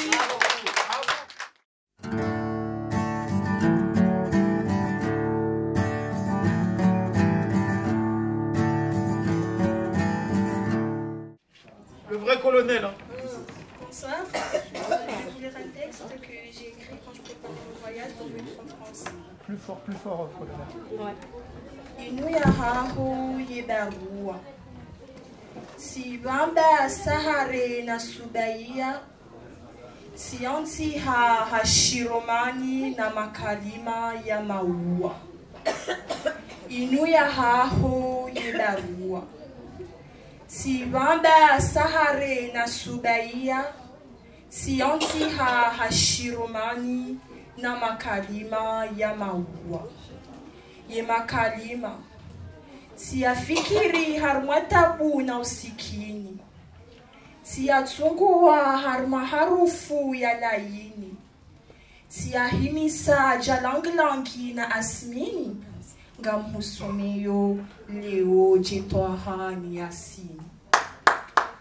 Ishia zonanzia. Wido wahangu daua. Wechangamantingu wekuliha wekurantiha. Nyanzo zangu nawe zokazisomeha zokazandishia. Wedo leso na bishia. Wedo nguo mina vaya. Wedo tambaya mina tinzia. Hohubadingo sawia. Ngamwedo shati huroshia. Ziema tozi bantu danafange makazi. Gamnatahe ujuzi njen hure razi. Gamedo nasome mhono hazi. Amdo nasome mhono hazi njen hutowo bure ni tabu ya hazi. Na mingamendo nasome utaura hafu. Ishalati wani shirondowe. Nirudi ni shirumiye. Nirahati entiri lekeze yemichia yezi. Na mingamendo nasome utahamwenji. Njenrengele jua ni bihangele bahari ritowewe urwalir la wehitsani ronishie chamwezi. Na mingamendo nasome utaalamu wafanga zombo za hawani na zabonti ribasa uherke matajiri la wedzina la umezi. Na mingamendo nasome utabibu njenhurahatize ngozi nihubonese mabanguzi nihulisida laula amani nihutiti ula wedanzi la ukujuzi. Na mingamendo nasome bokomori. Na mingamendo nasome bokomori. Nihurejei njenitimizi zoyandisa aliswalihiye mongozi. Merci. Et pour le deuxième texte, j'invite Zion. Baridi na mazimi hari ngetsuli hao. Jotrona mro ye majinga zlizao adhana ya maharibi lijuanga lwalao. Ye dunia ibadiliha wanadamu wakauha kurambua susutaha usheha we madhambi arifiniha liguguniha litriha ye mahakama ya jaya kajahiba kajahibiwa kajarahitwa shahamiti hamitiwa sirza jinzi tatsaya kantozi wenu astundu swara pia mazeha. Yeah, uwe macho wanangwa wangamia ho nasingarizi nao sombe wajitakimiao gwawambilao watizambe wanangwa wangamiao nasingarizi nao sombe wazitakimiao gwawambilao watizambe izachiri hindrini yebafundi hamba nraboho msirini hamba zatsuhamboaho kurasani hauhenjiza zahahe humswahafuni sambilwa ashe yechubaha hizo hitwani yekembaha ifungoshi ununi harongo motoro hembida mbwani hatangangene shahawa bihangane Qur'ani afanya fahamu haniswe mnashioni kabla timu riada umsiwa hemba daurubu ukawandira wanika uaminifu waje wariche imani wa hitwani wariche dini horohoni waroni sinti yaho idambeboni idwarengeberamu hishahawa leo watendo hosoni sabuzi darasa umisirini sabu ya mawainzwaho majilisini ya imani ngetungaho binguni ya dini ngeramba yaho barini ya kamzaza mze mwana hahi ya tuteshiona kemnachengwenisha ngurompe hatichaindiemo habitizwaho dingoni hau habitizwaho mabajani yeah. Uwe macho wanangwa wangamiao nasingarizi nao sambe wajitakimiao gwawambilao watizambe wanangwa wangamiao nasingarizi nao sambe wajitakimiao gwawambilao watizambe harisi majalewonga simaka wakibu ankiliza hatungizwa burwabu yerijofanya wala josomesa warenge hana hudu kwa tinarongo kautirenga mitarimbo tutama hudu abu nurudiwe hansa werirenda mabubu inabinga mnasomeswe babu nibiswaze waribu harwalo magobani wa silimu nike kwa silimu waluna mafundi wa mabafuni wana hatu warendwa zio ne maudu yako murindao wangavi washemezao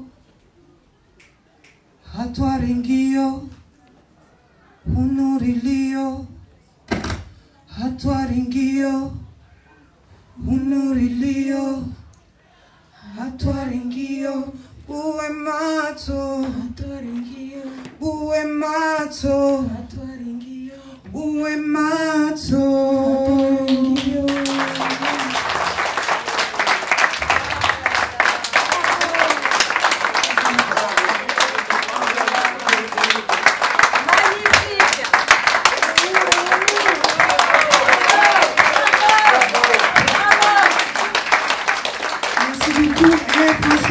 Incroyable, c'est intéressant parce que le son, l'œuvre en lui-même a été travaillée hier. On voulait absolument faire quelque chose pour Mvukisho, vu qu'on est membre et qu'on a envie réellement de faire des actions, de mener des choses. Et Colonel Marjal, c'est quelqu'un que je suis depuis des années. C'est pour moi, encore une fois, ça fait partie de cette nouvelle génération que je booste à fond parce que c'est eux la relève. Nous, on arrive au bout là, mais voilà, merci beaucoup, la nouvelle génération est là et merci beaucoup colonel, merci. Toute l'année, des gens qui sont avec nous, qui travaillent. Là, le son s'appelle Nafé, c'est un son qui rentre dans le thème de ce que Mvukisho porte comme combat. Ça fait partie des pôles droits Voilà, ça s'appelle Nafé, ça a été écrit par 3 victimes. Et je leur ai prêté ma voix en fait, voilà. Je suis devenue la voix des sans-voix.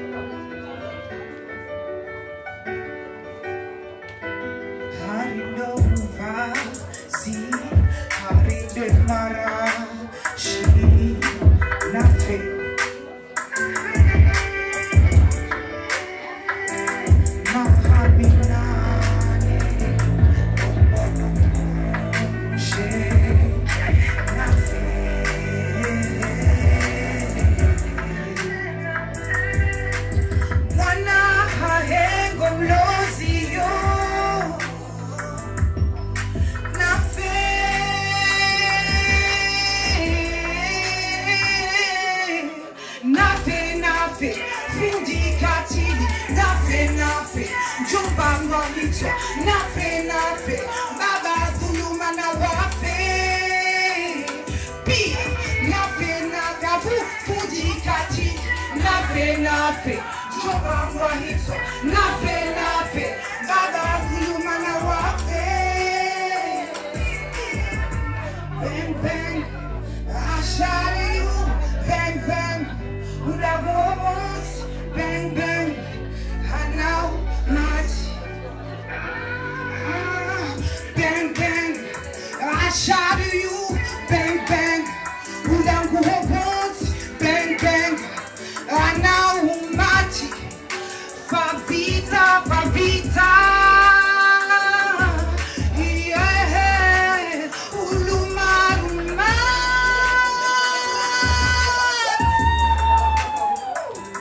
Erifanye,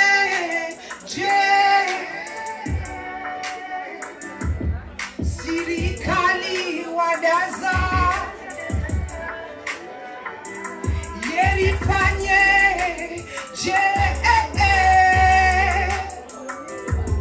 Mahakama wadaza Yerifanye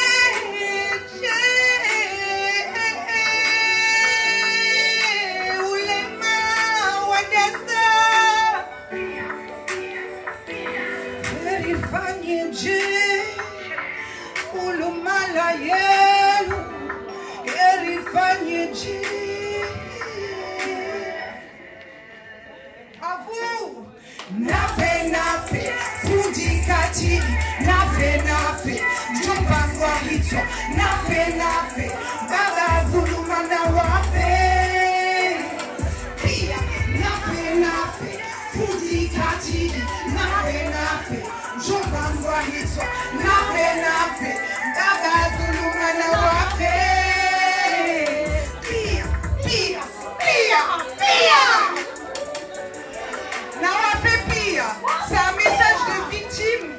Ce texte a été écrit par 3 victimes. Beaucoup le trouvent violent, mais sachez que c'est ce que les victimes ressentent en profondeur. Et je leur ai prêté ma voix. C'est très intense quand je la chante, étant moi-même victime. Je la dédicace à toutes les victimes, à tous ceux qui soutiennent les victimes.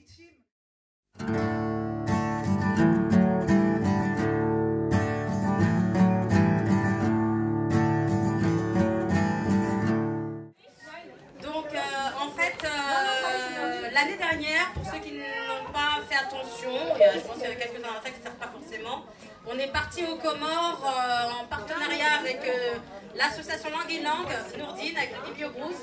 On a fait le tour de Ngazidja à pied. On a fait vraiment tout le tour. Hein. On a été dans les villages les plus reculés. Le nom d'un village là que tu te souviens, c'est quoi? Simambwani. Non, celui-là je m'en souviens. Oui, un autre. On a cité tout à l'heure. Yumazaha, voilà, moi je connaissais pas. Enfin, on a découvert des petits villages comme ça. Mohoro. Ah, c'est là où j'ai pleuré, j'avais trop marché. Mohoro. Alors Mohoro, pour l'anecdote, c'était un mélange de Comore Express, de Koh Lanta. On est arrivé à Mohoro. En fait, pendant la randonnée, on avait tous les soirs, on avait un lieu de bivouac. une personne qui nous accueillait, et Dieu merci, ils nous ont tous super bien accueillis, avec un repas, après les 7-9 heures de marche qu'on faisait par jour, pour vraiment aller à la rencontre de tous nos compatriotes, hommes, femmes, enfants, tout ça. Et ben, chaque soir, il y avait bien quelqu'un, et arrivé à Mohoro, alors là, il faut qu'on la raconte, celle-là, parce que quand j'appelle la personne qui était censée nous accueillir, elle me dit « Non mais moi je suis en France en fait ». C'est-à-dire, là on est dans un village, on connaît personne, il est 19h, il fait nuit noire, et toi tu n'es pas là. Ok, et donc on fait quoi? Ah bah je sais pas. Ah d'accord, et il raccroche. On s'est tous regardés, on était 8. On a dit ok, bon on va aller frapper à la première maison, hein, Pékin Express. Et c'est quoi l'objectif Alors l'objectif de la randonnée c'était d'aller au-devant de nos compatriotes pour faire de la sensibilisation sur le terrain par rapport aux violences sexuelles.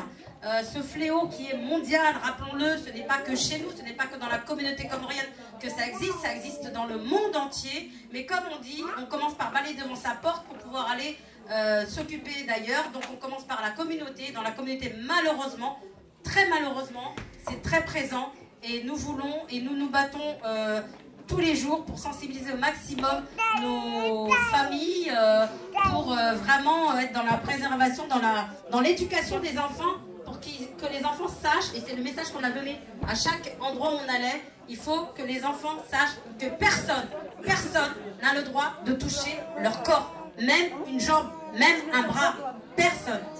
Et une fois qu'on a commencé dès tout petit à sensibiliser ces enfants là-dessus, et ben c'est là où il pourrait en tous les cas y avoir de la diminution, parce que pour ma part, ancienne victime de violences sexuelles, quand ça m'est arrivé, j'avais 11 ans, entre 11 et 14 ans, bah, la première fois où ça m'est arrivé, en fait, je ne savais pas que ce qui m'arrivait n'était pas bien, donc je ne pouvais pas dire maman au secours, papa au secours, tonton au secours, surtout que certains c'est des tontons, mais enfin bref, en tous les cas, quand on ne sait pas que ce qui nous arrive n'est pas bien, bah, on ne peut pas s'alerter, et comme on ne peut pas s'alerter, on laisse faire. Et comme on a laissé faire, après, même une fois qu'on a réalisé que c'était pas bien, bah on culpabilise d'avoir laissé faire, même si on était tout petit. Donc on n'en parle pas et ça continue comme ça pendant X temps. Donc en fait, juste apprenez à vos enfants que leur corps leur appartient. En tous les cas, dans la plupart des villages, un Gazidjet, vous avez bien compris. Et le jeune homme à côté, c'est... Donc je vais le laisser parler. Moi, c'est Nourdine, je fais partie de l'association Langue. Effectivement, donc c'est un projet partenaire, on est parti avec eux. On a mis à disposition le bibliobus qui sillonne pour l'instant dans la région de Bangani. On va de village en village, entre les écoles. Et l'idée, pareil, comme dit Noria, c'est d'accompagner les enfants dans l'éducation. Et nous, on est passé dans le sphère un peu à travers le livre. Donc il y a l'éducation et on essaie d'accompagner dans la scolarité, pour essayer de rénover des écoles, pour essayer de les kits scolaires. Et donc là, Noria ne l'a pas dit, mais j'ai une bonne nouvelle à vous annoncer. La bonne nouvelle est, on a fait un lancement d'un magazine jeunesse en direction des Comores, de la diaspora. Et donc il est sorti le 16 juin, donc allez-y sur le site de l'association Langue. Le site est lancé, vous pouvez regarder ce qu'on a fait. Et puis si vous voulez que les enfants continuent à s'intéresser, pas seulement, alors c'est un magazine, pas seulement sur les Comores, mais vraiment sur l'Afrique. On essaie d'apporter donc pas mal de panels, pas mal de supports et d'articles qui, encore une fois, rentrent dans l'éducation à travers les mots. Et donc c'est un magazine destiné donc, aux 8-16 ans. Donc après, donc, il y a pas mal de choses dedans. Alors c'est un magazine également écrit par des jeunes et des adultes. Donc les jeunes participent. Donc, pas mal de jeunes qui proposent donc, leurs écrits, leurs recherches, et validés bien évidemment par l'équipe de rédaction. Alors, en tout cas, on est ensemble avec Mvuki Show. Comme il disait, donc on va repartir, c'est en novembre, c'est ça? Au mois de novembre, on va repartir. Et l'Angulam sera toujours là, parce que l'objectif c'est les enfants, et on est tous là pour les enfants. Comme ça que tu recrutes. C'est comme ça qu'on arrivera à changer un monde demain, que demain, Mayotte intègre, Inch'Allah, l'archipel des Comores, par l'éducation.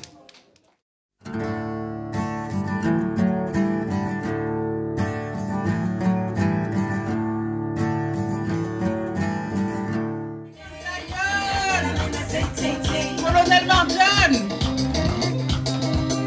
Les messieurs sont là aussi, hein? La salade. Notre cher Ismaël. Ah, les tenues des Comores. Elles sont là, elles sont là.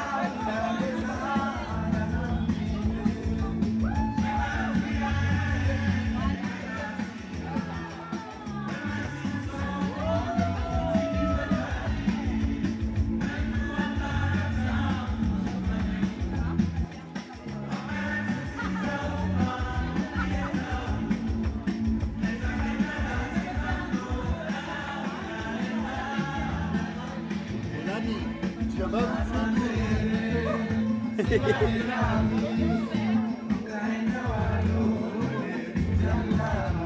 apa tahu wasa besar.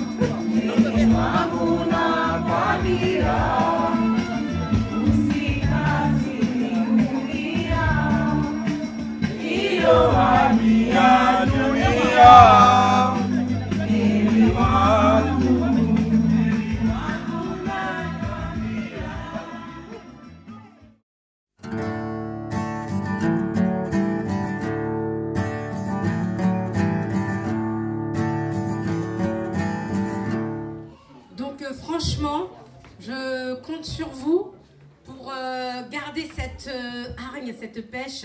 Et plus que jamais, on va en fêter 50 sans autres fêtes de l'indépendance, mais complètement achevées, Inch'Allah. C'est jamais. Voilà. En tous les cas, merci pour le déplacement, merci pour que ce soit les partenaires, ceux qui sont venus avec leur stand, les bénévoles, les sympathisants. Vraiment un énorme merci, vous chez Massiwa. Voilà, et content de tous vos déplacements.